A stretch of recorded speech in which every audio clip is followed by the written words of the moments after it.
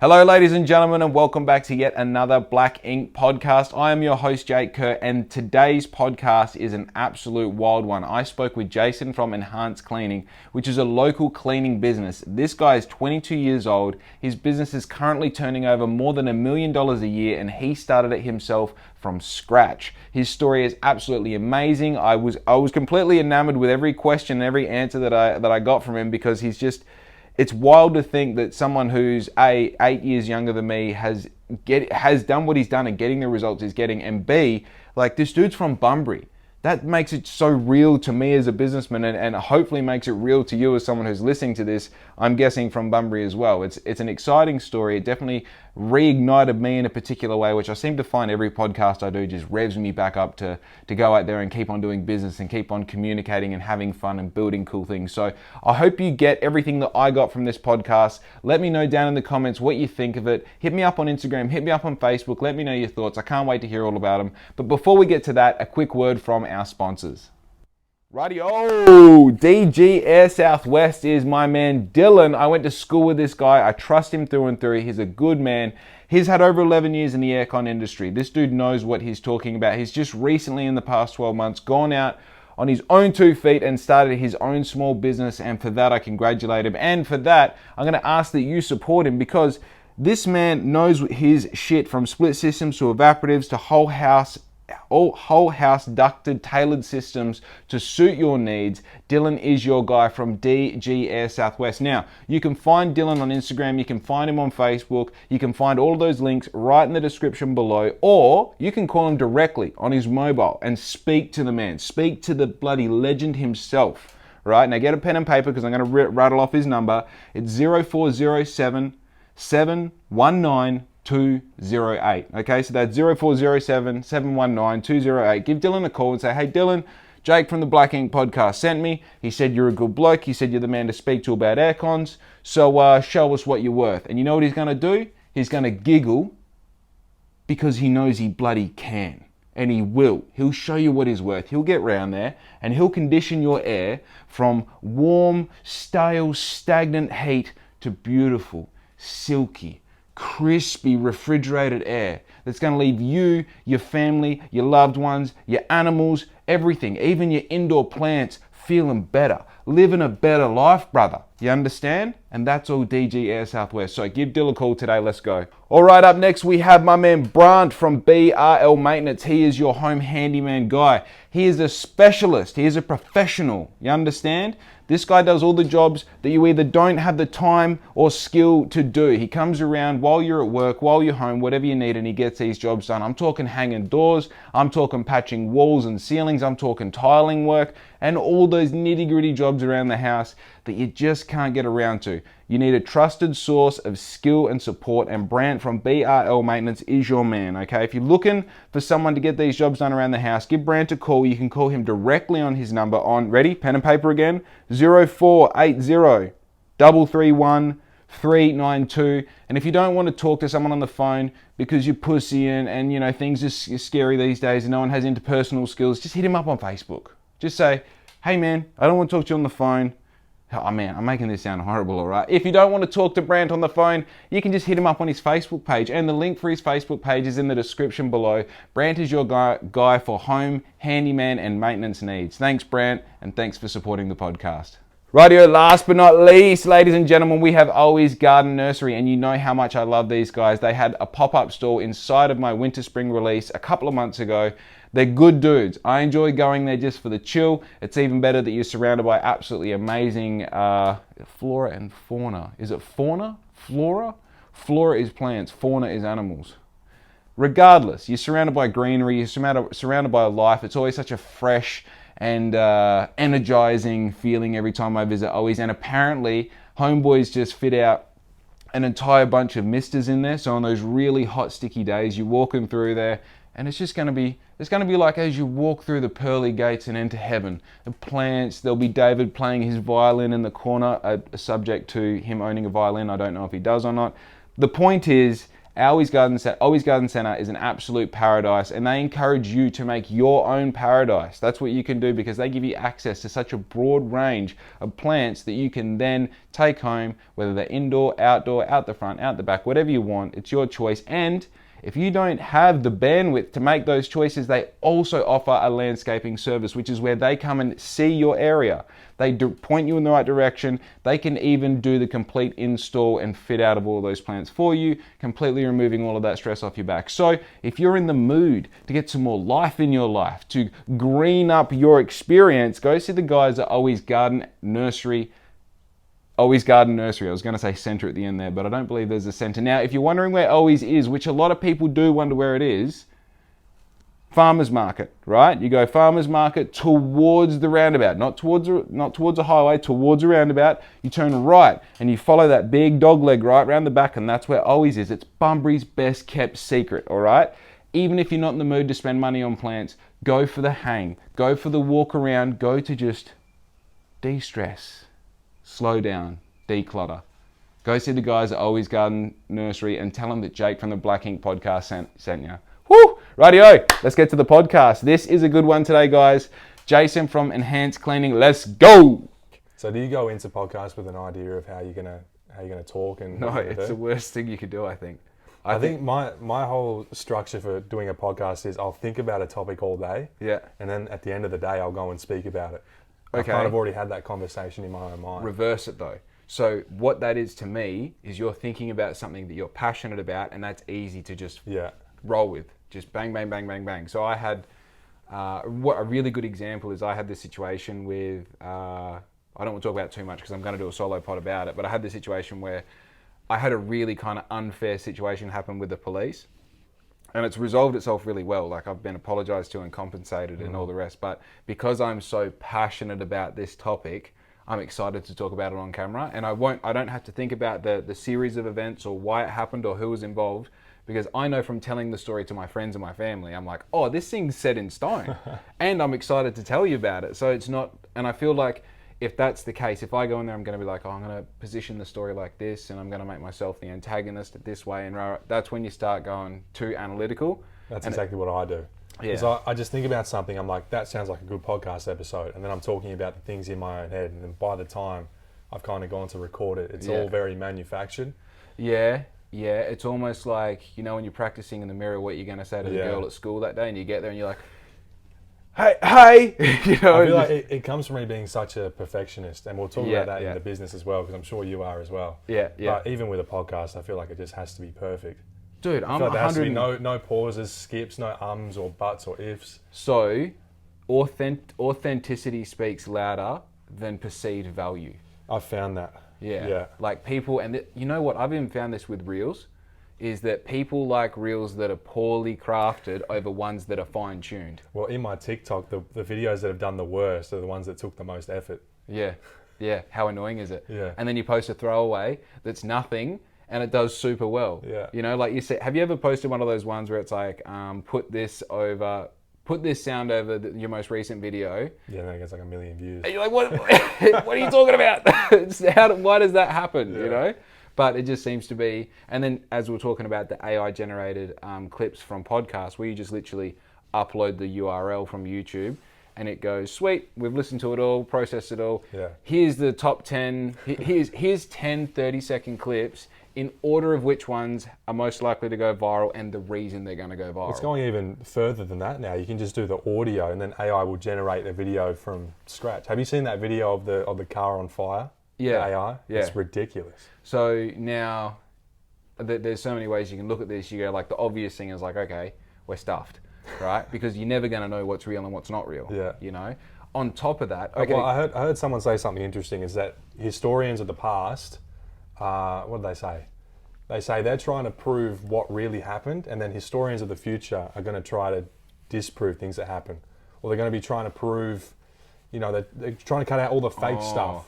Because we have so much fake media and so much, you know, all that stuff. Whereas people of the past, they're just trying to uncover things, and then in the future, they're going to try to kind of shove things to the side and figure out what was real and what wasn't. I think also we're doing that now as well. I think we're already there, because I mean, I don't know how deep down the rabbit hole you get, but man, I go pretty deep. It's annoying how much stuff that like to as simple as like celebrities talking about the conversations and deals they've done with Hollywood, you know, and in quotations the devil to get the fame that they've got, saying like, I'm not that talented, I just signed this shit in blood and now I've got all this. And you're just like, well, hang on, if that's real, then did we build the pyramids? And if we didn't build the pyramids, then what's the deal with the lost city of Atlantis? You can just keep going and going Bro, with that, yeah. what are we doing? You know, and then it's like quite apparent that there probably is aliens and they've probably been here in abundance forever.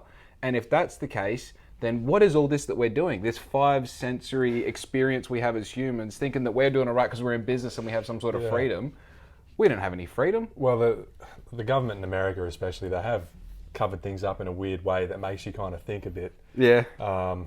It is interesting to see how it all unfolds. Yeah, and now we're living in a time where it's like the information starts to come out just at the time that digital information is becoming so easily manufactured. Look, the whole simulation theory doesn't seem too far-fetched nowadays. That's all I can say. Okay, I'll ask you this question because we're very similar. We're both young, lived very similar lives as far as like, how old were you when you got your first mobile? Oh, I was old. Right. I was like 15. Right, same. Really? Yeah. How old are you? 22. Okay, wow, that is old. I'm 30. So I was 16. I was 15 or 16. This guy does not look 30. Yeah, I know. It's ridiculous. I hit puberty like 4 weeks ago. That's why. But as far as like, I've thought about this. I think I'm pretty perfectly timed in that I was young enough to grow up on the street with no phones and all the rest.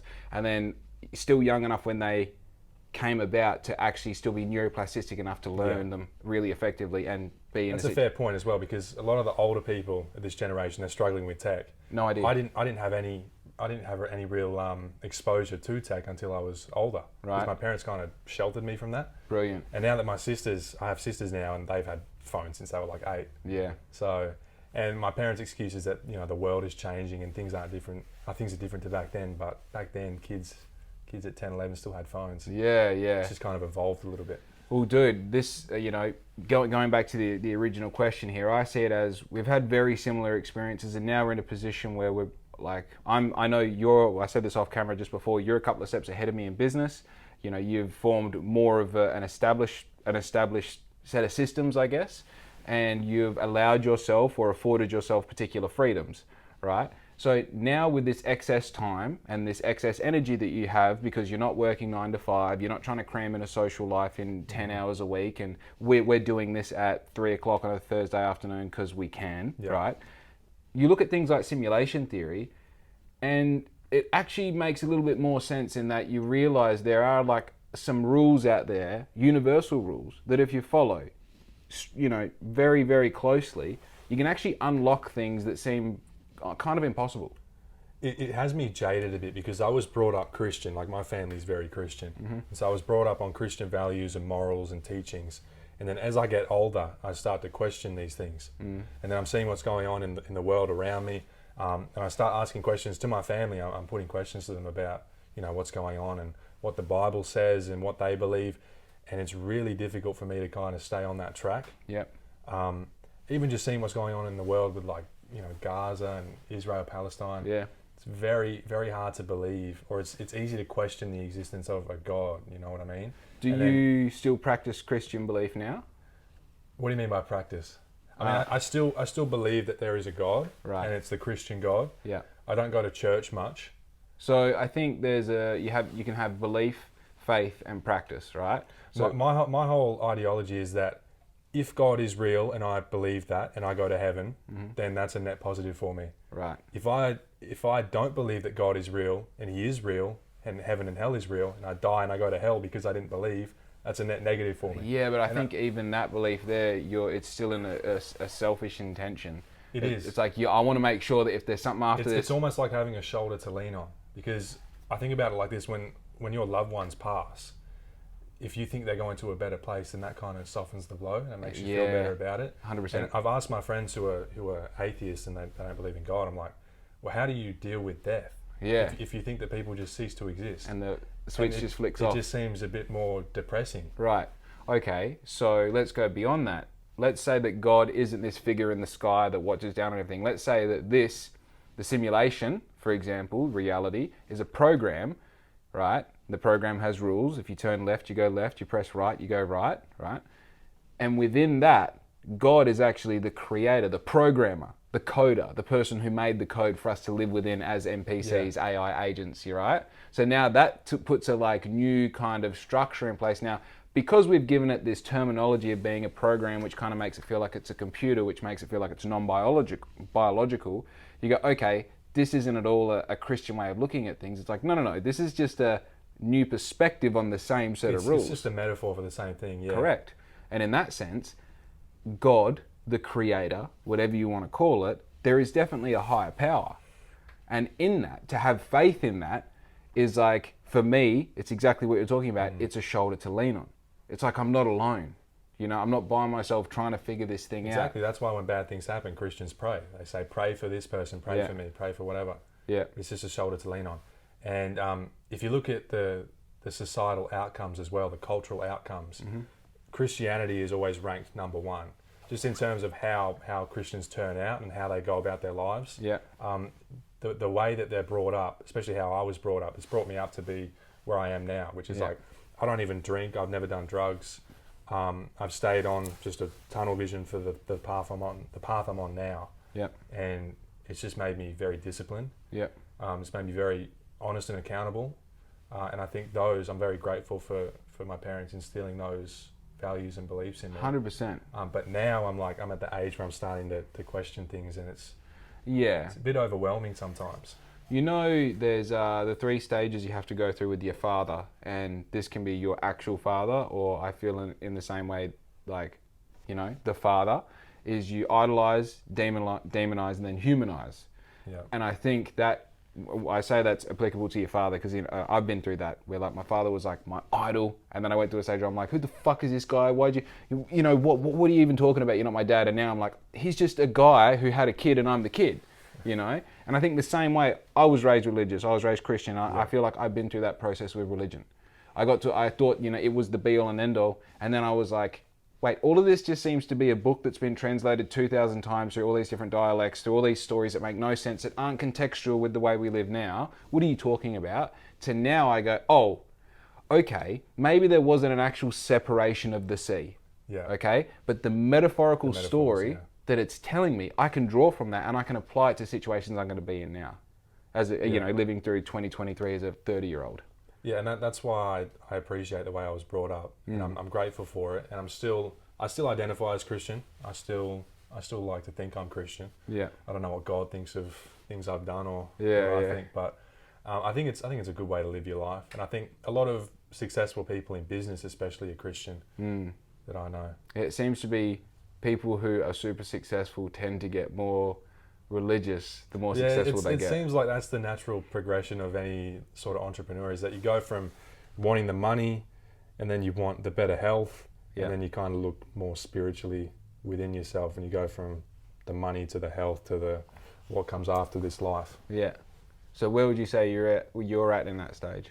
I think I'm sort of at the stage where I'm thinking more about my health now. Yeah. Because in the beginning, I thought that all I cared about was money, and I just needed to make money to sustain myself. And then after I was able to sustain myself, I'm like, well, I want to get to the next level, which is where I can, like, you know, buy whatever I want and not have to worry. Mm-hmm. But then I just realized that it really doesn't matter, the money side of things. Yeah. I don't need to have anything. But what I really love doing is just growing my business. Yeah. It's like one big game to me. I love seeing the numbers go up. Yeah. I love new people coming in. I love the experiences they have with us. I love getting messages from clients and staff saying stoked how happy they are. Yeah, yeah. I don't care about the money anymore. So I'm more just looking to give other people opportunities, and I kind of want to live like vicariously through people and experience the same success or the same emotions that I felt when I started to gain success. And so I kind of feel like with Stacey, who's my operations manager now in the business, I'm giving her a lot of opportunities and, you know, much higher pay, and just seeing how much that's affecting her and it's changing her. Yeah. That makes me feel good about myself, and it is a selfish thing because I like to feel these things. Yeah, that's why we do charity. Yeah, exactly. And it's just the money just is like a distant memory to me now. Yeah, and I think that should, and I don't know because I'm not in a super comfortable position. I'm like in a comfortable-ish position, but I think you're also someone who knows that you will be good. oh yeah, fuck yeah, it's around the corner. Yeah. Like I know it's right there. So, and I think always knew that too. Even when I was making, I think I made $40,000 in my first year. I knew that it was going to get to where it is now. Yeah. It's actually funny, like I feel that confidence. People feel that confidence around you. Like the people who I have in my business now, it's like if I look on paper what they're betting on paper, it's just like, fuck man, this is just a whim. Yeah. But I know, and I think this is a leadership trait as well, through acting the way that I act and showing up before and after they're here, and they know, like, when you come in tomorrow, I've been working 4 or 5 hours last night to make sure we're set up for today.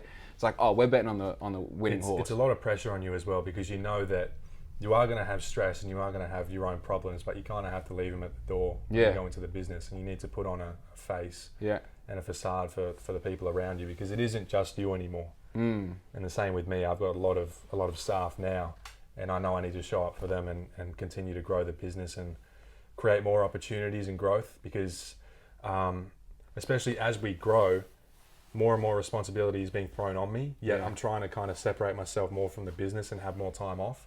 So it's like it's a kind of weird trade where I should be spending more time on the business, because it's getting to that point where it's more important and it needs me more now than ever before.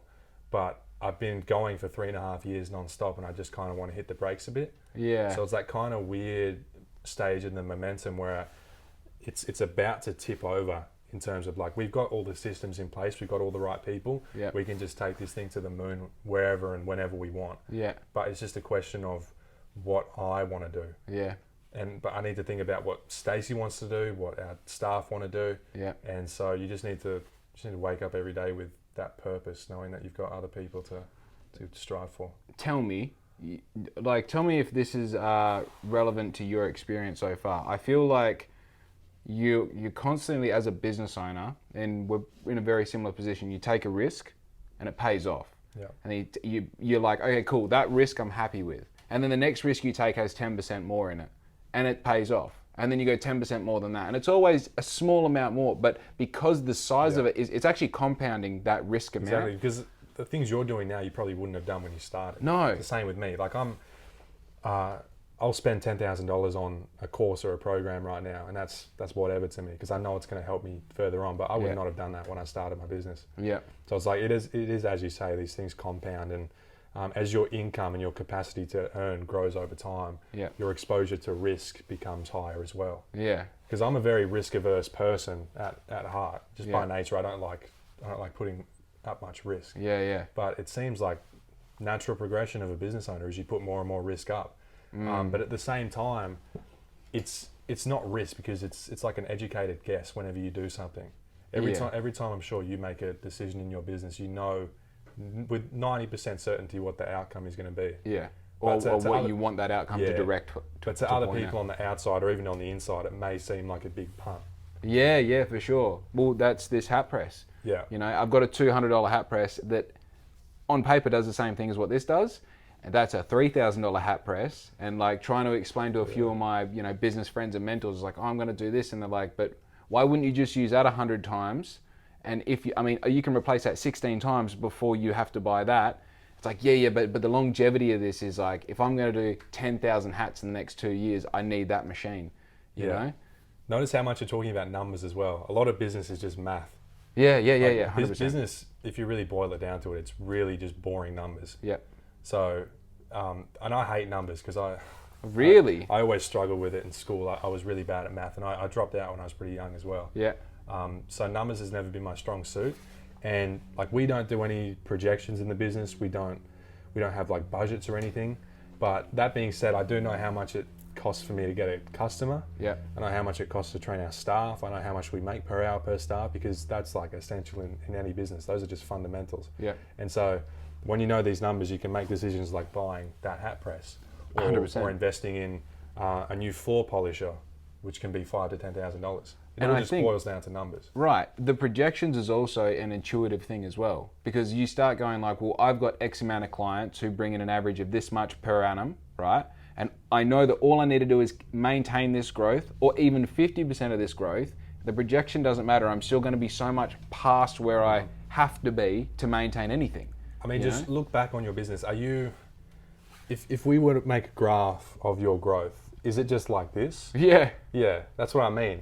And the pitch keeps getting higher. Every time I feel like I'm stuck or I'm slowing down or I'm going backwards, I just look like 6 months before this, I was making $100,000 less. I'm like, I would be so happy 6 months ago to be in the position I'm in now. Yeah. And then I know I'm going to think about this 6 months from now. It's like, if I just look at it, it's just always going up. Doesn't that play with your mind a little bit when you think that, like, because right now, you know the movie Chopper?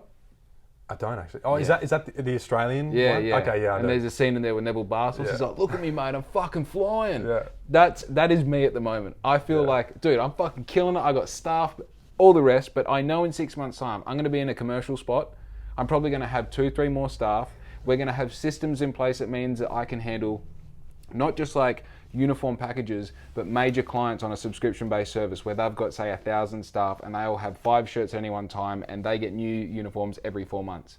I know that that's going to be the language that we're talking in 6 months, and it plays with me now because you wake up in the morning and you're like, I'm king shit. And by lunchtime, you're like, we got a ways to go. And by dinner time, after dinner, I'm in here just hustling because I'm like, I got somewhere to be. It's such a weird journey in business as well because in university, like you've got a set curriculum and course plan and stuff, and you know that you complete these subjects and assessments and stuff, and then at the end of it, you'll be whatever, an optometrist or a pharmacist. Yeah. In business, it's like we don't really know how to get to where we want to be. We have a rough idea, but there's just so many random things that happen on the way there, and then one day you kind of wake up and you're like, oh, I'm here. Yeah. And then even then, as I say, you wake up and you think I'm here, and then by lunchtime, you're like, oh, actually... you know, like this morning I had mum call me and she's like, you've got to do your best. You've got to do your best. You know, and it's all of a sudden I have to shift my attention from like, right, how do I optimize this new thing that's on the way that I can make sure that like, right, we've got orders backed up, ready to go. I've got this, that, and the other. Now it's like, now let's shift that focus over to what are all my books doing? Are everything in line? What do I need to do between now and going to the accountant? And all of a sudden it's like this whole new world of problem solving then opens up in this new sector. And then next week it's going to be whatever it's going to be. So I think like in one way, like I was saying this off camera as well, like this past month, I feel like business has actually started. Like now I've got something to talk about. No, I can definitely see that just looking at your Instagram and seeing what things you're up to as well. And just the energy that you're giving off in your posts, it's like, okay, he's where he wants to be and he's going where he wants to go. Isn't that funny how transparent that is to other business owners? Yeah. You know? It's very obvious to me, just seeing how you're speaking and what you're up to. It's just like, I know he's on that path. Interesting. You know what's crazy is you're fucking 8 years younger than me. I had no idea you were 30, man. That's crazy. Well, I'm 31 in a month's time, so I'm actually a little bit older. So this is going to be hard for some people to listen to in and out of business, whether they're just a, normal job, occupant, or whether they have a business of their own. How do you feel, this is a hard question to answer, but how do you feel being 22 and in the position that you're in? I've thought about this a lot, especially when I meet people who are in business and the first thing they say is, wow, you're so young. I'm like, yeah, that's why it's been so easy for me. Yeah. Like I've never had mouths to feed. I've never had bills to pay when I started my business. And it was just so much easier for me because I didn't make any money for the first 3 months. Yeah. If someone has a family of 5 and they've got not an option. rent, they can't do that. Yeah. It's like being younger makes it easier. Yeah. I feel like people need to flip the script a little bit and realize that. Yeah. Because we need to respect the people who are older, who are like that third part of their life and they've just come out of a job and they need something and they make it work. And that's really admirable. That's gangster. What I did isn't anything special. Yeah. I had so many chances to get it right and I finally did and it's paid off and that's great. But being young, that's why I feel like I don't have all this weight on my shoulders, because I kind of recognize that I was very fortunate to know this at a young age and then give it a go, and it's panned out the way it has. I think having youth on your side as well, because I was in business at your age as well. I was obviously had a coffee van, which was black ink as well, which, to be very honest with you, for 4 years I made enough money to live plus $1 a week. I borrowed a certain amount of money to get in, and when I sold the business, I came out at zero. There was no real, I lived the whole time and I saw it came out at zero. I think the biggest thing that you have, especially in the first half of your 20s, is agility. Just everything, even because when you learn things, the younger you are, the easier it is to master those skills. Yeah. Like I played soccer when I was younger, and even to this day, even though I haven't played in like 6-7 years, I'm still really good. Yeah, the muscle memory's there, yeah. And so when you can get into business at a young age, it kind of, the muscle memory even in your brain kicks in early on. Yeah. And it's much easier for you to remember things, to grasp different concepts, like things like accounting and systems and sales. And so that's why I always tell people, like, what's the one piece of advice you would give to anyone is just start right now. Like the best time. You got the idea? Sweet. Yeah. Do it. Exactly. Today, do it. What can you do today? I see people, even in the cleaning space, because I have a lot of cleaners who are messaging me now from TikTok and stuff. It's like, they're telling me they have this idea and they've been pondering it for months, or they've got like a business plan in place. I'm like, I never did any of that. I just had an idea and I did it. Yeah. And like, I didn't make any money for 3 months, but I built up a wealth of knowledge and experience from failing and finding out what didn't work and what did work. And then in the next 9 months, I made, $100,000. It's crazy. Is that made or turned over 100,000? That was turnover. And like I ran a lot of stuff through the business, so it only ended up being like 40 or 50 net. That's nuts though. Yeah, I mean, technically it could have been close to 100,000 net if I your cost of goods is fuck all. Yeah. My biggest expense is wages. Yeah. I think last month we didn't even spend any money on supplies because we've already had everything stocked up. Yeah. But then this month we spent a little bit. So that's what I love about my business. I'm a very simple guy. I love simple numbers. The more money we make, if we're making this money, then our expenses are like this. Yeah. There's never any sort of overlap with our expenses and income, because if we're making less money, then our expenses go down as well. Yeah. Whereas in a restaurant, if you've got a lease that's 10K a month and you're making less than 10K a month, you're screwed. Are you in a commercial space? No. Okay. We don't have an office anyway. How do you store all your goods? Just in a storage unit or a shed. Wow, okay. In Bunbury, it's all run out of my shed. In Perth, we've got a storage unit, and in the Sunshine Coast in Queensland, we have a storage unit there as well. It's like $130 a week or something. Crazy. Yeah. Wow. And that's our entire business. We don't need an office because... You don't even need to insure your shed because it's just cleaning supplies. Yeah. It's like if you get knocked off, you're like, I'll spend $5,000 to restock the only insurances we have are the public liability, workers' comp, and I've got something called manager's insurance, which is where if you have a large team of staff, my broker recommended that I get this, which is like it protects you from getting sued by employees, ex-employees. Okay. So how many staff do you have at the moment? 20-something. Right. Getting close to 30 across the board.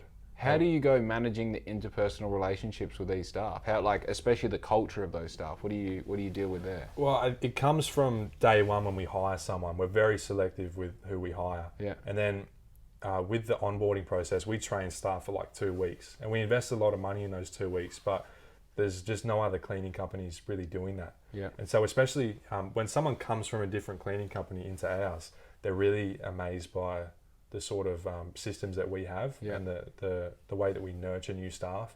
So I think a lot of it just comes from that, like their initial experience with us. And exposure to the business. Like we never have any real confrontation with staff. We never have any issues. If they break something, they tell us straight away because they know that we're going to be cool about it. Yeah. And so it's like this open door policy where they know that we're never going to talk down on them, reprimand them for an accident. Yeah. And so we kind of just made that culture by accident, just by being nice people. As funny as it sounds, like there's a lot of nasty bosses out there. And I've employed a lot of people who have come from jobs where they've just had the worst management. And it's like if we just cultivate that, and if we just incorporate humanity into our workforce, just goodness, hey. Yeah, and we pay them well, we treat them well, then we're going to have great staff who do great work, and therefore bring us more customers, so we can employ more staff. It's like this. It's just this big pinwheel that keeps turning itself. Man, I'm finding, because obviously in our position, you try and find mentors, people that you can, especially just like to be able to sit down with someone. It's hard to find, especially when you're into your journey, it's hard to find the right mentor. It's really easy early on because you don't know anything. Yeah. But then you've been in business for how many years now? Or including the coffee van, like 8-9 years. Exactly. And so you've already built up this wealth of experience and knowledge, and it's hard for someone to come in and kind of tell you what you should and shouldn't do and try to change your beliefs. I've got one person who's like 2 years older than me, Jordan Jamfran from Mode Health, and he's done Mode Health as a medicinal marijuana clinic. He's been involved, like he's worked for universities. It's a booming industry now. Dude, he has had his finger in every pie, and coincidentally, he's also made clothes and had a brand and had a clothing shop as well. So his contextual reference for me is unbelievable. Now, him aside, the majority of people that I talk to as in air quotes mentors, right? And I call them mentors because they're business people. Yep. The skills they have, especially interpersonal skills, are so sharp that it's annoying, because I purely believe in, like, if you had a brand and you need some advice from me on how to build it or how to make clothes or whatever, like, come around, I'll teach you for free. I'll help you with the Instagram. That's the kind of mentality I have dude, as well. The old school just want to stab each other in the back. I've found that too. What's that? There's someone who I'm not going to name, but she's very big figurehead in the cleaning space in Australia. Yeah. She's got one of the biggest coaching platforms, and she is just like, every time I give advice, like even the smallest bit of advice on my TikTok, she comes after me and tells me we can't be doing that because we're too saturated, it's too competitive, and we can't be giving out advice for free. But what's competitive? The market apparently, but I help out people all the time. People just DM me, and there's one guy who we've been DMing back and forth for like 2 weeks. He just asks me like 100 questions a day, and I answer them. Yeah. And he's like, dude, I can't believe you're answering all these questions. He like keeps apologizing for it as well. I'm like, bro, I wish I had something like that when I started. Yeah, this is the same thing I have with Jordan. I ran into him after like not speaking to him for 2 weeks. He's like, what happened to you? I'm like, oh man, I didn't want to annoy him. He goes, you're not annoying me. Just ask me. Like, if you have a question, ask me the question. It's you know? fun. It's fun as someone who's further along the journey to help people who are starting out, because you know how they're feeling and you know what they're about to experience. And then this is what you're experiencing now is like, I'm now having people message me, ask me questions, and I'm like, oh wow, the snake eats its tail. Okay, cool. Yes, here's what I think you should do. Here's what I would do if I was you. Here's something for free. You know, like that's only going to keep compounding, and then as you get bigger, it's going to get to the point where you're going to have to charge for this advice because you've just got too many people asking. Do you actively? So we were talking a little bit before we started about kind of the depth of my reach and network here in Bunbury. Do you focus much on finding time to sit down with other business owners and community leaders in Bunbury at all? No, never. Really. Okay. Yeah. That's I've found that to be, because that's really hard to justify at 9:30 in the morning to sit down and have a coffee with a stranger. Yeah. But every time it gives me business. Look, every time. The networking side of the business is something that I haven't given much time or thought. Yeah. I'm just the kind of person who sits behind the computer and puts it all together. Yeah. That kind of plays out in the real world. What's your biggest strength in business, do you think? Definitely the systems. Right. Just anything to do with a computer, anything that's something that makes the business run but you never see it.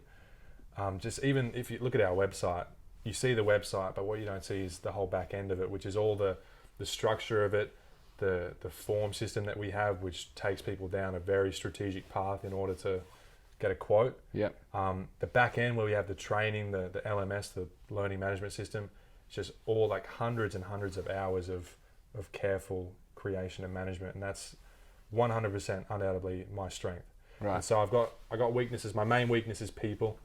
I'm not great at the HR side of business, but now I have someone who's great at it, and since I brought her on, business has just gone crazy. You only have to work on communicating with her and let her like filter the 100 arms out into 100 people she has to talk to. And it kind of changed my perspective on business a little bit, because I really thought that the systems meant everything. Yeah. What I didn't realize is the systems only get you so far. You need the right people. Yeah, there may be another. Yeah, instead of building people around a system, getting systems built around people. I think it meets halfway. Yeah. Because as I said, a business started for me a month ago. I started building systems a month ago. Up until then. So do you feel like the customer acquisition has gotten better and bigger? Because I feel like with the customer side of your business, the systems mean everything. Right. But then with the people, it's less about that and more just about culture and nurture. I think the ability to, this sounds bad, I'm going to try and word it right, but the ability to like squeeze as much value out of each customer as possible is maximized by a good system. So before, like, you might come to me and say, oh, I need 5 shirts. It's like, oh yeah, cool, you know, we'd go backwards and forwards on DMs and all the rest. Now it's like, by the end of the conversation, I fully expect to be able to sell you 5 shirts, 5 polos, 5 hoodies for a deal, and some stickers to make you feel good about it. And you've spent 4 times what you thought you were, just purely because in that same amount of time, I can get more information from you and give you more information back. And in doing so, the customer is more happy. Yeah. And 100%. And at the same time, you're making more money, which means you can grow the business more, which means you can serve more people. Right. So when you're not trying to sell people more, you're doing yourself and your customers a disservice. Correct. So a lot of people have that weird mentality where it's like they don't want to charge more, or they don't want to upsell or recommend things. Yeah. And it's really hindering the growth of them, because customers, if they're doing business with you, they want to do business with you. Especially B2B. Yeah. B2B. B2B, yeah. Dude, and now with the new uniform with Outfit Co, which is obviously purely based around uniforms, uniforms are an essential element of every business. and businesses have to spend money on it. And it's like, if I can make your business optically look better with a good uniform, how much would you spend on that? Exactly. There is no number. And when you have that in mind, if you know that you can just ask a question to your audience or your customer list and make $10,000 extra the next month, like I know I can send out an email and say, hey, do you want your windows cleaned? Yeah. That'll add like a 10 grand a month revenue to the business. That's crazy. Even with the oven cleans, I did this probably 2 years ago. We had about maybe 60 clients at the time. I just put out a text message blast asking who wants their oven cleaned. And we made like $5,000 extra in the next 2 weeks. That's crazy. And just, of course, from asking a question. That oven clean, I'm guessing, is just a set and forget system as well. Here's how we do it. It's a 3-step thing. I had one person trained to do it. I had a booklet designed so that the customer knew everything that was going to happen. Yeah.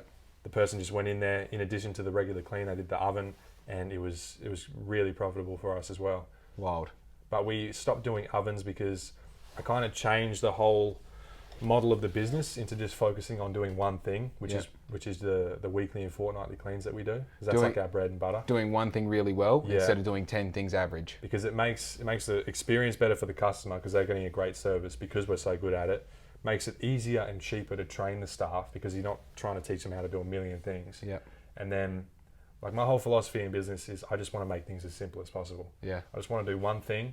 I want to do it really well. Right. And I want to make a lot of money from that. 2 things. How many clients do you have at the moment? In Bunbury, I think about 140. Really? So that'll be about 100 or 110 houses a week. Yeah. And then the rest will be offices and bigger buildings and stuff like that. Right. That would be our biggest client here is the hospital. That's only a recent acquisition for you, isn't it? No, they've been with me for a long time, since I had 2 staff. Wow. Yeah, they've been amazing. That's cool as. All right, second question. What's in the tool belt of one of your staff members? What are they taking on site with them? So they have about $700 worth of equipment. They've got the vacuum cleaner, which would be the biggest expense. That's half of that. Yeah. They've got a tool bag that has all the sprays and chemicals in it. They have 2 IKEA bags full of their microfiber cloths. Okay. They have a mop bucket and a handle. That's pretty much it. Wow. That's the whole business. We can run our business out of the boot of a car. Okay. So tell me about your microfiber cloths, because that seems to be a something that just I run everything on microfiber cloths, starting with the coffee van. Obviously, it's just such an essential. Have you found the perfect microfiber cloth, and what is it? I certainly have. It's from a place called Microfiber World over east. Yeah. It's about $1 a cloth if you order in bulk, and they're thick. Yeah. They're about 40 by 40. They're big cloths. And wow. So they're pretty big. Yeah. It's and they're just amazing. Like we used to use the microfiber cloths from Bunnings, and when you go from that to these ones, it's like night and day. They're so thin. The ones really, yeah, okay. These ones are amazing. So it costs a bit more because we have to buy in bulk. Yep. It will cost us about $3,000 or $4,000 a year. Yep. But the quality of them is just incredible, and it means we can do better work. Yep. For less time. Dude, this is I was actually having a chat with Luke, the bloke who works for me. I said, tell me this isn't the ideal job for you, right? Imagine you've got a big air-conditioned shed that had on a thing like a high-pressure cleaner, a vacuum cleaner, and all the tools and all the shit you need to do a really good job detailing cars. You'd never had any phone calls. You could just wear your AirPod Pros. So how fucking just having the right tools. Yeah, that's a cool business. Being comfortable, and it's like I feel like you're in the exact same lane cleaning. It's such a like rewarding job if you have the right tools to do it. The whole reason I got into cleaning was because I wanted to give myself a job where I could just be alone and plug something in and just work. Wow, okay. Like I say, my biggest weakness is people. Yeah. I wanted to start this sort of business because I didn't want to deal with people. Interesting. I just wanted to work by myself and not have to deal with anyone. But it's now grown into this huge thing where I'm dealing with a lot of people. Yeah. And that's because we're impacting so many people, which is a great thing. But it's something that's it's new for me, so navigating that has been interesting. Yeah. But honestly, I'm very glad it's happened because it's been such a great personal development journey for me. Of course. So I've gotten a lot better at speaking to people, gotten a lot better at sales, I've gotten better at saying no, which is something I had a problem doing early on. So hard. It's it's been so valuable to me personally. Like the money's been great, but what it's done for me just mentally and just for my own personal development has been invaluable. I think that's a cool thing about business is it's kind of like the apprenticeship of life. You know, like all these things that you learn how to do in your business. Then it comes down to Friday night having a conversation with someone, maybe having a drink somewhere. And you can just shoot the shit because you're like, oh, I'm not even trying to make money off you. We're just talking right now, you know? It's funny because when you're in those conversations with other business owners where you're not trying to make money, that seems to be where you make the most money. Yeah, tell me about it. Tell me about it. They're just like, what do you do? I print stickers and make clothes. Yeah. Really? Oh, man, I need stickers and clothes. Oh, very cool. Can we talk about it on Monday? You know, can we just fucking talk about cars and bikes? That's exactly what I did with you. Yeah. I found out what you did and I was like, oh, I need stickers. Dude, that's right. I sent you $300. At the young person's in business, hey? That's exactly what I mean. Dude, yeah, it's, hang on, I had another question for you. So obviously, you kind of answered the question already, but it seems like you could pick up what you're doing, when I say that in the mentality that you bring to the table, and basically apply it to anything. Do you feel the same? In any sort of business? Yeah. I feel that in a way. There's a lot of similarities in every business, I think. The only thing that would differ is sort of how the business is structured from a logistical standpoint. Like if we're a restaurant, we're delivering the service or the product in a different way. Yeah. But then everything behind the scenes is very much the same. Yeah. You still have to have the right systems to train people. You've still got to have a very good deliverable. Yeah. You need to really hone in on that. The marketing is the same in every business. Yeah. It just looks different. So I think I could repackage what I do for other businesses. Yeah. It's been very easy for home service businesses. I've helped lawnmowers, I've helped window cleaners. That it's very transferable to those other things as well. But I think above all, you just need to have the right mentality and the confidence going into any business, and you can take it to the moon. I think it's very like Hormozy approach in a way where it's like he kind of sharpened his teeth on the gym side of things and then got to a point where he's like, oh, I'm actually good at just delivering how to do this, not necessarily doing the thing. Yeah, he spoke about that where he was really good at building gyms and he had like 5. Yeah. And he was making good money, but then he went to his mentor and asked for advice. And he asked what his mentor thought of his business. And he said, it's like a level 1 opportunity. Yeah. And then Hormozy's like, how do I go from a level 1 to a level 2 or 3? And he's like, you need to have scale. It's like you can't build 100 gyms. Like you could, but it would probably take you 30 years. Yeah. It's like you need to package what you've done and give it to other gym owners. Yeah. And then he started Gym Launch, made like $15 million in the first year. Insane. And the rest is history. I feel I was having this conversation with Dad, which is similar kind of framework. Like I had no idea how to do what I'm doing 2 years ago. Not even like the slightest idea. Like I know competently how to use Illustrator and Photoshop and how to use Instagram and Facebook and all that. And like I really don't market myself. I just tell a story of what I'm doing and people dwell on that to go, oh, you can do this, can you do that? And I think that whole framework of just going, okay, if that's the case, there you go. If that's the case, then I'd be like very happy at 35 to go like, well, I want to start fucking cutting up Porsches and turning them into like RWB spec. Yeah. You know, it's like you can't, I've had this thing now, I'm like, sweet, this is the apprenticeship and this will make millions. This will be huge. Everyone will know about this. In 10 years time, everyone will be like, oh, Jake, the outfit guy, of course, you know? Yeah, well, look, 90% of businesses fail after 10 years and you've pretty much already made it past that. Yeah. So yeah, when you think about it like that, you're already in the 10%. Yes, that's a cool feeling. Hey, I don't feel any different. Yeah.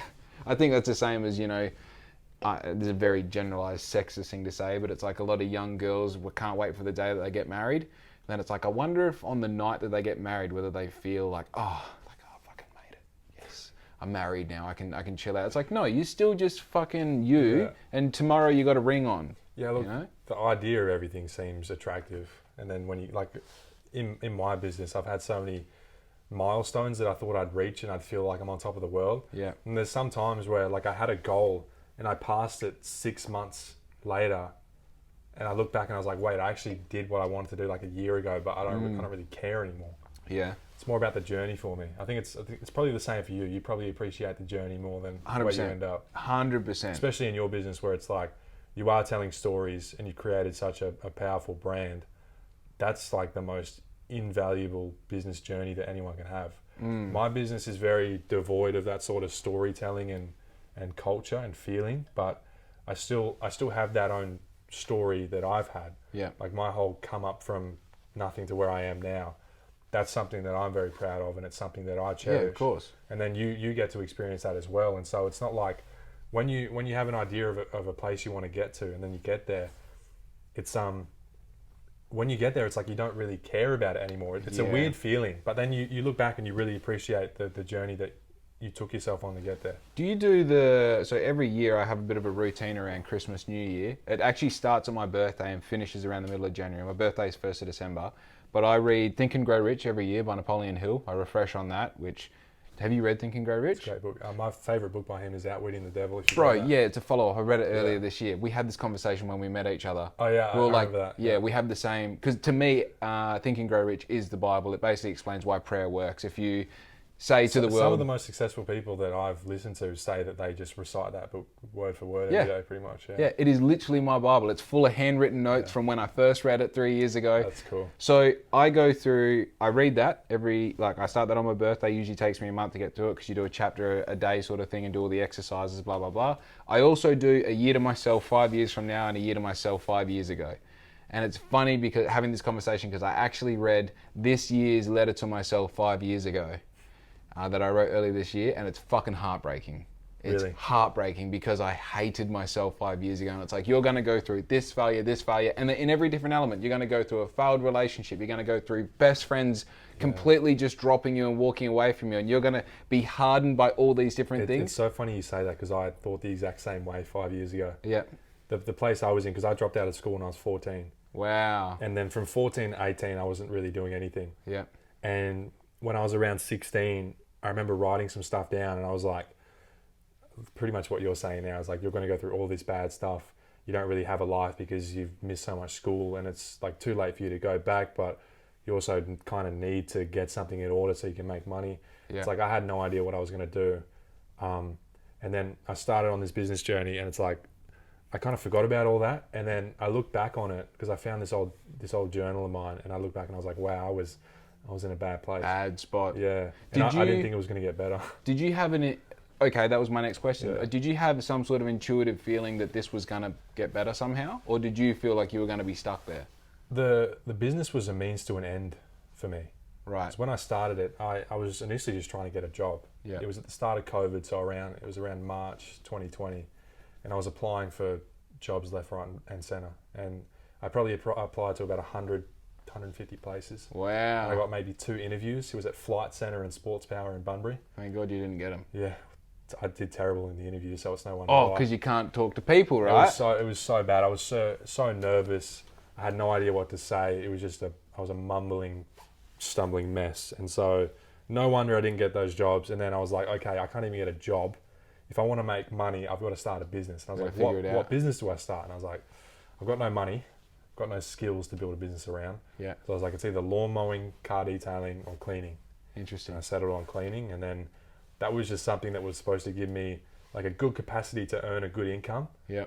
I never really expected it to get to where it is now. I thought I maybe had something there, but it's kind of blown me away, the growth it's had.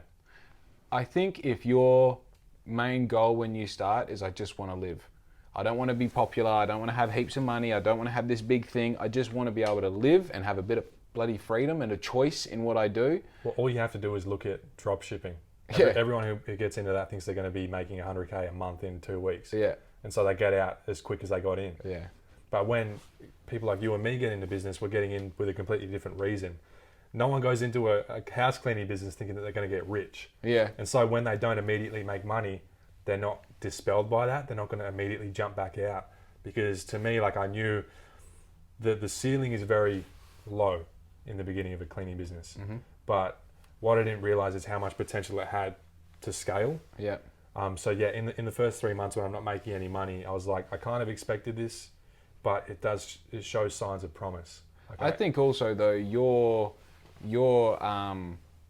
in a very peculiar situation that you've created for yourself. Yeah. You know what I mean? Like the amount of opportunity that was ahead of you was very kind of small, but you went straight towards it and you figured it out along the way. Like there was a massive amount of space that just led to earning $60,000 a year for yourself and staying there for the rest of your life. Yeah. You know? It was a very relentless push to get to where I wanted to be as well. Yeah. Because I'm very stubborn by nature, and I feel like a lot of people just give up early on. Yeah. And so in the first 3 months when I'm beating the pavement for 4 hours a day, handing out flyers and getting nothing. Yeah. A lot of people are just going to jump ship.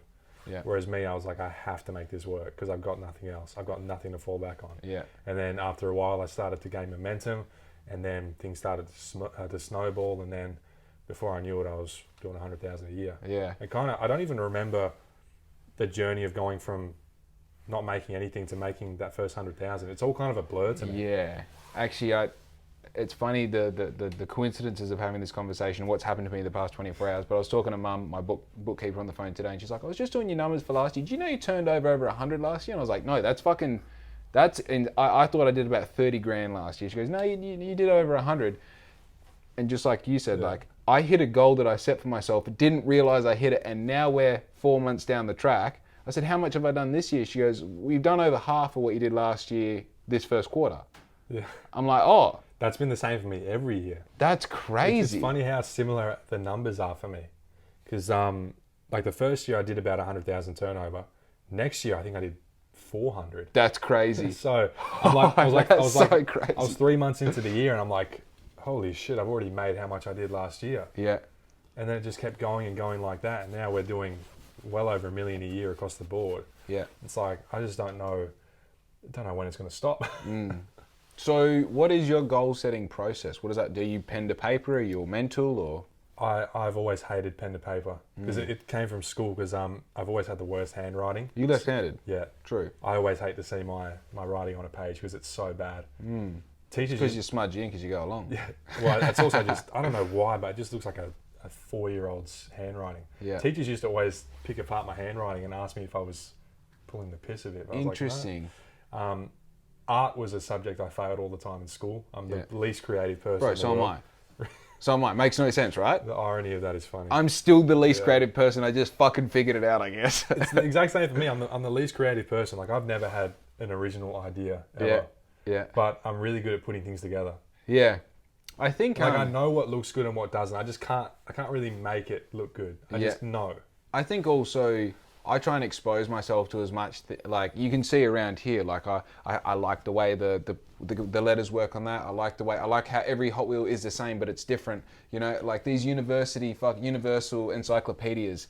When I saw that, I'm like, I just like the way they look. You know, it's not even that I'm ever going to use them, but then you expose yourself to enough things that you'll see something and go, I can see how black ink can do that.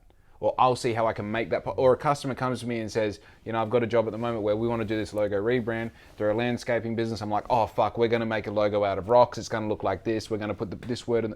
And it's not because I'm creative. It's because I've had access to so many different elements that putting them together for you, and it doesn't always hit. It's almost like your own internal scrapbook. Yeah. That's what's going on. Like, I draw a lot of inspiration from other businesses. I saw this business in Adelaide that had a really cool, clean logo, and I was like, I'm going to take that. Yeah. I did. I modeled a logo that looked kind of like theirs, but it was different. Yeah. And that's the logo we have now. It's just a very simple. It's just the words. Yeah. Whereas before we had a really complex logo. I thought it was really cool, but then like I had that whole mindset shift of I just want to make everything simple. So I dropped the complexity of the logo, made it simple, and then I looked back and I was like, wow, my old logo was a mess. Yeah. So like as soon as I made everything simpler, things just got easier. I started making more money. I had so much more clarity. Yeah. And the business as a whole became so much better. You know, the rule for logos are the smaller and simpler the logo, the bigger the business. That's the fucking like. That's what I realized. I think I just went out one day and I just looked around at billboards and stuff, and I'm like, all these big companies have the simplest logos. It's just text. Yeah. And I looked at my shirt and it's like I can't even make out the name icon. Or the icon. Okay, yeah. Because the embroidery was so bad because it's so complex. Yeah. I was like, this is just a mess. And so I was like, I just need to make something like that's just text. Yeah.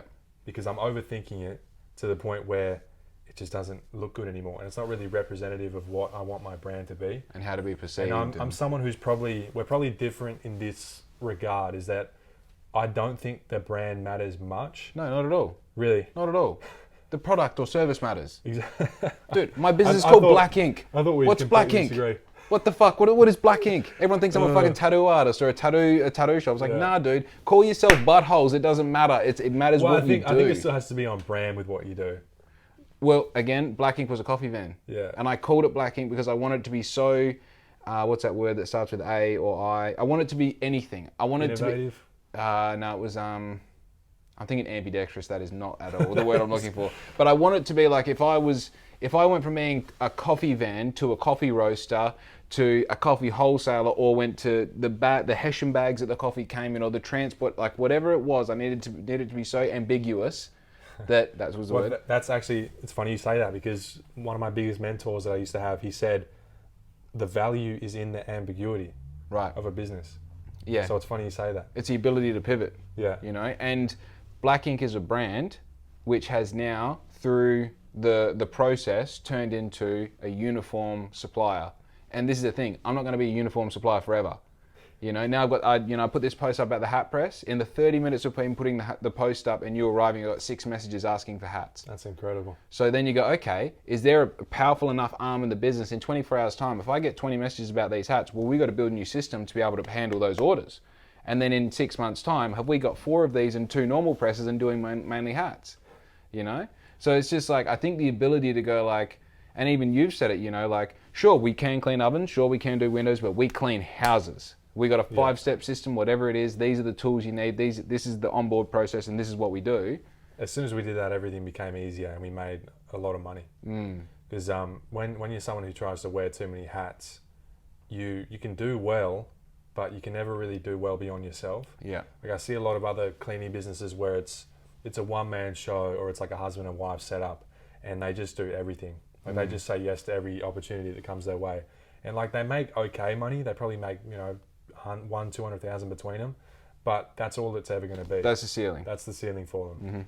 And then with us, like we just smashed through the ceiling as soon as we said, okay, we're just going to niche down into this one thing, which is recurring weekly and fortnightly cleaning. Yeah. And it's also it's a much better business model for us, because if we get a customer locked in weekly, they're paying us 6 to 10 grand a year for as long as we have them. Exactly. Whereas in your business and a lot of other businesses, customers you have might not ever come back again. Yeah. And so we have a lot of certainty and a lot of predictability with the customers that we have. In that retention and that longevity. Which is, I love having a recurring revenue model. Yeah. I can't imagine running a business without it. I'd just be scared of all the numbers because I'm not good with those numbers. Yeah. But I can have, it's very easy for me to conceptualize it when I have customers who I know are going to be paying me the same amount they are now in 12 months. You've got essentially a subscription model. Yeah. Yeah. And on that note, I live in fucking a world of controlled chaos in that most of my customers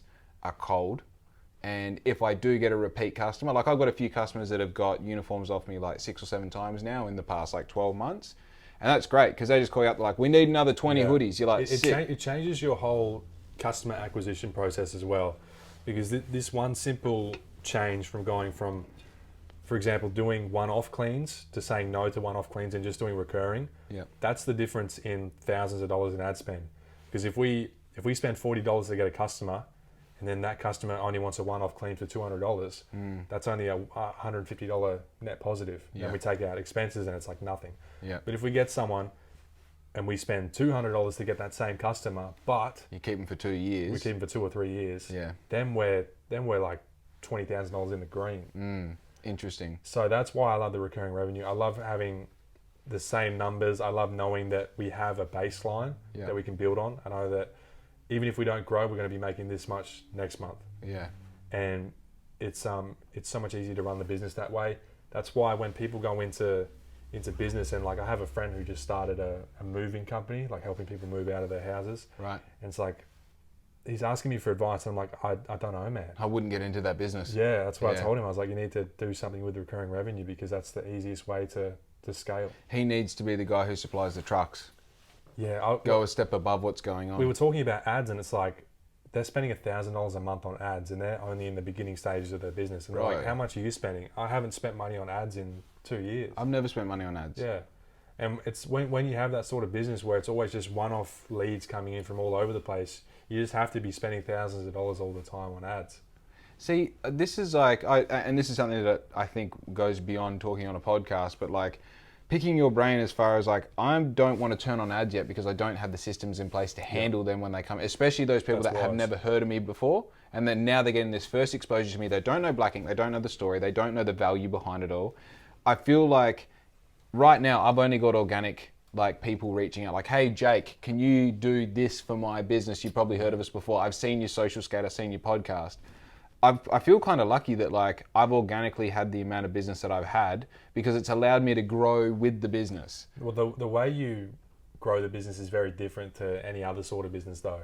So like your strategy should just be to get people in your ecosystem of consuming your content. Yeah. Because then the natural kind of progression of that is they will binge your content. They'll see you every day. Yeah. They know what you do just as a byproduct of watching your content. And then they eventually, when the time is right and they need something, they'll come to you for. Or their friend says, oh, I need stickers printed. Jake. Or actually I had a guy call me today. He's like, oh man, he kind of knew me, but like the bloke who normally makes my stickers, he said, oh, I can't, can you go to Jake instead? It's like, bro, my competition is giving me work. Like what the fuck? I give a lot of business to my competition that I've actually never heard from any of them, but there's one company in Bunbury that I send a lot of work to. Yeah. And I've probably given them like $100,000. Wow. Wow, that's crazy. Like every time someone comes for a vacate clean, because we don't do those, I just send them to this one company. Yeah. I've sent them so many leads and I've never really heard anything from them. But I know they'd be coming from me. Man, a bottle of wine at Christmas will go a long way. Maybe just reach out and say, hey, thanks for that. Yeah. Just a message with a thumbs up would be pretty cool, eh? Yeah, shit. It's cool when you can be in a position to do that, though. Yeah, fuck yeah. Because I don't care if my competition has an extra $100,000 a year. Well, this goes back to what we were talking about earlier before, like, in my mind, there is no competition. No one's doing what I'm doing. And even if I had a clothing store and the clothing store next to me, they're not competition. Yeah, even when I use the word competition, I'm using it because it's a term everyone uses. But I don't believe anyone else is competing with me because I'm so far ahead and I'm doing my own thing. They're just other people in the same market. And in cleaning, the business is so fragmented. It's not like Coca-Cola where they own 60% of the market. It's like I own 0.1%. The next guy owns 0.001%. There might be someone with 1% and they're the big player. Yeah. But it's so fragmented that there is really no competition. Yeah. Like, yes, it's very saturated, but how many homes are in Australia? Yeah, or in Bunbury. Just in Bunbury. We're talking about a greater population of 130,000 people in this area. How many homes is that? 100K people in Bunbury, and I've managed to build $1 million a year business. Yeah, with 120 clients. Yeah. Crazy. So when people say there's too much saturation and it's not the right business to get into, I just wholeheartedly disagree with that. Yeah, fuck yeah. Especially the people on TikTok who are coaching and saying that we shouldn't be helping other people. I just think it's very backwards thinking. I think if you help people start out in their journey, they're going to do well, and then when they do well, they're going to think of you because you're the person that helped them out, and then there's opportunity for growth there. So. And also, like, I like the idea in 5 or 10 years' time, sitting back on a Friday afternoon smoking cigars and being like, oi, we both made it. We both made it. Business is a very lonely journey. Yeah. So when you can share that experience with someone, it's very gratifying. Do you have anything to do with the Southwest Small Business Awards? No. Right. So I never heard of them. A friend of mine in business entered. I entered. I'm a finalist in one of the categories, and I was kind of sitting back from it going like, oh, I see what this is. This is a marketing thing for their shit. Yeah. The awards is a byproduct. What they're doing is actually getting themselves exposed, and like the tickets are $199 per person. I'm like, right, I'm fucking not $199 spare to go to your thing. Like, what do you mean? Even though I'm a finalist. And they called me up the other day, and they're like, hey, you're a finalist, congratulations. Just want to make sure that you can get tickets because there's only 180 tickets, there's 8 left. I'm like, yeah, marketing ploy, all good. I'll tell you what, the first reason I would go to this is to celebrate other small businesses and potentially win an award, right? What's the second best excuse you've got for me? And she goes, because I know that your life is lonely. Because you don't have a bunch of friends that are doing the same thing as you. This is the one time a year you can be surrounded by people who have the same problems as you, let your hair down and talk shop. You can talk baseball because that's what you're passionate about and that's what's up. And I'm like, you motherfucker, I'll have 2 tickets. That is the best saleswoman ever. Amazing. Yeah. And she spends half an hour, we're talking about networking, we're talking about how people communicate in the modern age and the difference between males and females, young and old, and the things that I'm doing and the things that she's doing. And it's like, oh, this is actually just another version of me. And it's like, hey, yeah, it's $199. How much piss can you drink in 2 hours though? Hey, it's fun. It's an experience. Why not? Yeah, and also, I'll make that $199 back in the first 20 minutes. Let's go. Look, I mean, your type of business too, you can make so many connections there that are going to pay you in. Dude, if I come home with any business cards, I fucked up. I should be handing out business cards to every single person, you know? It's just the way it is. You know what's funny? I've never handed out a business card in my life.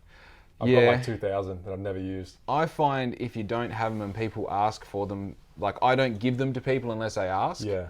But if someone asks for it and you don't have it, especially someone who's like 10 years older than us, like they're in that 40s bracket, you don't have a business card and up, they're just like, oh, okay, you don't take yourself seriously. I just say like, check out the website, or I tell them the website. Yeah. And they kind of look at me funny for not having a business card with me. It's like I forgot that sort of age range. They have business cards. That's how they at all communicate. times. Yeah. Mind you, though, I do keep business cards when people give them to me, and I have a massive stack of them. And when I have a problem that I kind of like, my network is pretty crazy. You say I need a tire guy, I got a painter, I got a painter. If I can't think of someone, I'll flick through a stack of business cards this big until I find someone in that industry. And even if it's not a direct person, I'll call them, hey, I got your business card here. Can you give me someone that will do it? Yeah, fucking who is this? Jake from Black Ink, I do uniforms. Oh, you do uniforms? Yeah, and then the law of reciprocity is going to come into effect, and they're going to do business with you at some point. And even just staying at the top of people's consciousness. Yeah. Well, that's what Instagram is for me. Exactly. If they think of you once a week for a year, eventually they're going to get to the point where they need what you sell and they're going to think of you. Correct. That's why we do a bit of top of consciousness marketing, which is what I call it.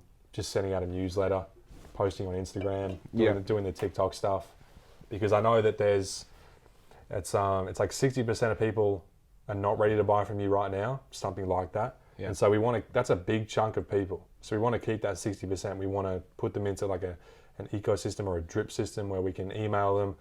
They can be following us on Instagram, and we can be posting to them daily, so that when the time comes, if they do want what we have to offer, they're going to think of us first. Right.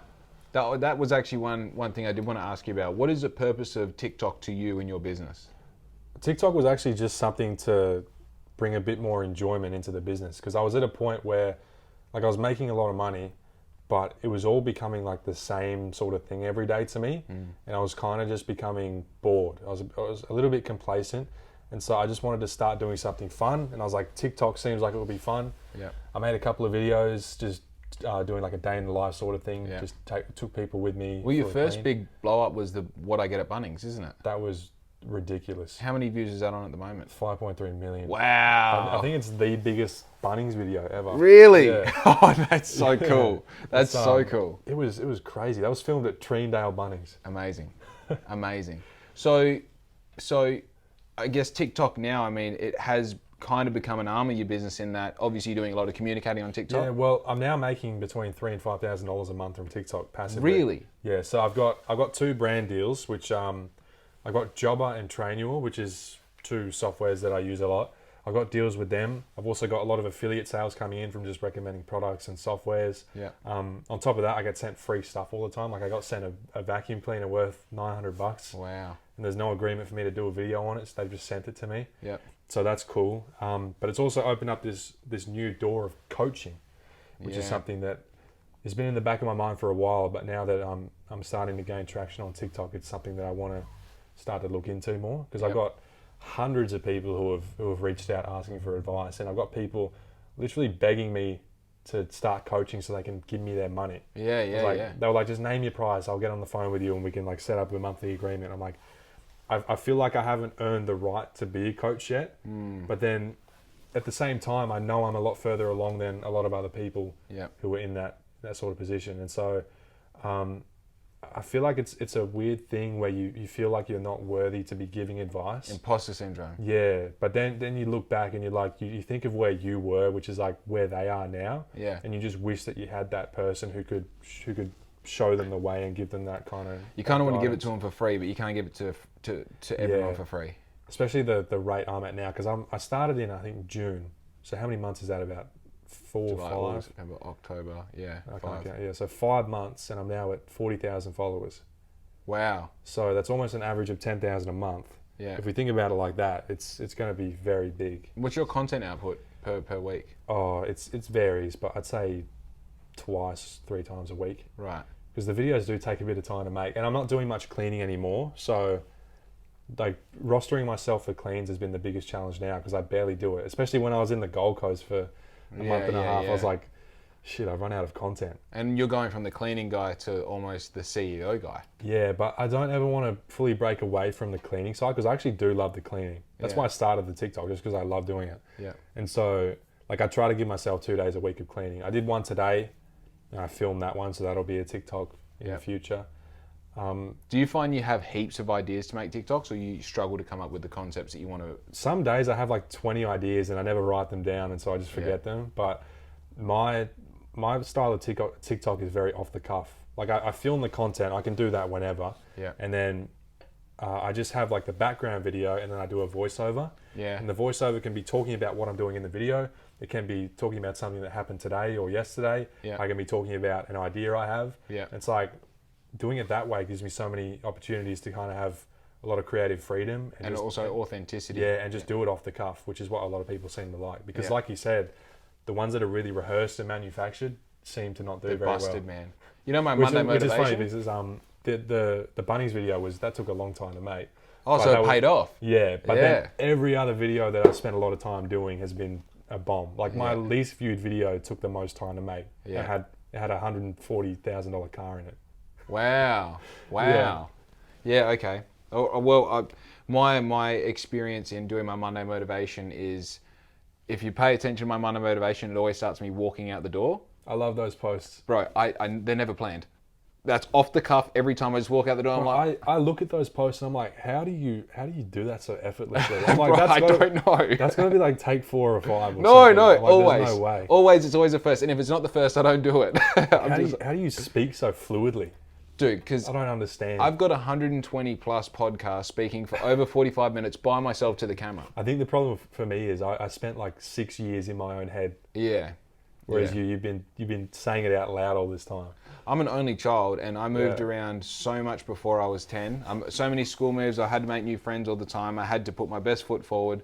You know, I've been a professional athlete. I've lived in Europe as a professional athlete for a year when I was 18. So I've got all these experiences where it's just like, what do you want? Right now, tell me, what do you want? What do you want to do? You want to win? Let's win. You know? So it's always, to me, like, what am I vibing? Like 2 weeks ago, I was gratitude. I'm like, righto, motherfuckers, you know gratitude's a practice, right? All you got to do is like keep practicing it every day. You want to get good at wheelies, you practice wheelies. Gratitude's the same. You want to be grateful, practice gratitude, bang. I watch it back. I'm like, cool. I didn't say fuck too many times. Put a Monday thing on it, post it. I watched those like 3 or 4 times in a row. I'm just like, how does he do it? That's good. I'm landing. They just seem too rehearsed. But like at the same time, it doesn't come off that way. It's just like it's too good for it not to be. Yeah. Yeah, but it's very cool. It's you must have a very strong bond with your followers. Like your followers you must be at the top of their feed all the time. I think if you want a bizarre experience, it's all good. Come with me on a Friday night or Saturday night to Fitzy's. It's bizarre. I've never been there actually. People, it's like they've known me forever. Yeah. They're like, Jake, what's going on, man? I saw that fucking podcast or such and such. And that's something weird that's been happening to me because I'm getting a lot of views on TikTok. People come up to me and they recognize me. Right. And it's such a weird thing. Dude, I'm now so comfortable with that experience that I remind myself 5 minutes in, I'm like, hey, dude, you don't know this guy. You know, this stranger that just came up to you, they're being nice to you and you're being nice to them. But remember, you don't know if they offer you a drink or if they offer you like, let's go have a bag in the toilet. But they feel like they know you so well. Correct. Because I've got people who, like in the Gold Coast, I was sitting on a bench by the beach with sunglasses and a hat on. Someone recognized me. That's nuts. And they're talking to me and they're telling me all this stuff and they're like... About you as well? Yeah. It's like they've obviously listened to my podcast. Yeah. They've been following me on Instagram because they've seen stories that were like a month ago. Yeah. I'm like, it's such a weird interaction to have. And it's like, they're talking to me like I'm their best friend, but I don't know who the hell they are. Like Not even a first name. I didn't even ask their name. I just kind of forgot that. And I was like, I don't know who I'm talking to right now. Yeah, dude. But it was still cool though. It's definitely a new thing getting recognized out in public by people you don't know. It's a skill. It's fully a skill. And like even getting to the point of being able to talk to people as if you do know their name and replacing it with words that aren't mate or buddy or champ and making them feel like, fuck, he actually knows me as well. It's like, no. I'm just giving you an experience that you're going to talk about later on. Yeah, the skill of being a celebrity, yeah. Oh, I don't want to call it that, but it's I think in Bunbury, you are Bunbury's biggest celebrity. No, I'm Bunbury's biggest up-and-coming celebrity, I reckon. Right, okay. That way I can keep the head... I think you can always be up-and-coming. Yeah. So it makes you sound young and fresh. Yeah. Don't you say you're Bunbury's youngest something? I'm Bunbury's youngest man. That's it, yeah. And then I had someone question me about it, like, yeah, there's heaps men younger than me. I'm like, no. The distinction of being a man is I'm a motherfucker, right? Yeah. I show up. I've got respect. I know what the game is. I'm playing it. I'm being there. If you want me to do something, I'll do my best. You know, if I say I'm going to do it, I'm going to do it. All these things that kind of encapsulate, and heaven forbid say that I have masculine traits because it's so toxic these days. But I'm the youngest dude doing it. Yeah. You know? And that's what I mean. That kind of attitude is very contagious. Yeah, dude. Yeah, that's why a lot of people kind of gravitate to you. I don't know what it is, but at the moment it's working. So I'm grateful for it. Anyway, we got to fucking wrap this up because I got a skate to go doing. But thank you so much for coming on the podcast. I feel like I've learned so much talking to you. I feel like that was 5 minutes. I know. Crazy. How good a podcast. Yeah. Anyway, pleasure, if man. people want to find you, where can they find you? Just Jason Cleans on anything. Sweet. I'm going to put all your shit in the bio anyway. So if you want to get a hold of Jason or any cleaning or whatever you want, check it in the bio. Until then, be good to your mum. Thank you, mother, for the rabbits because we are fucking out. You!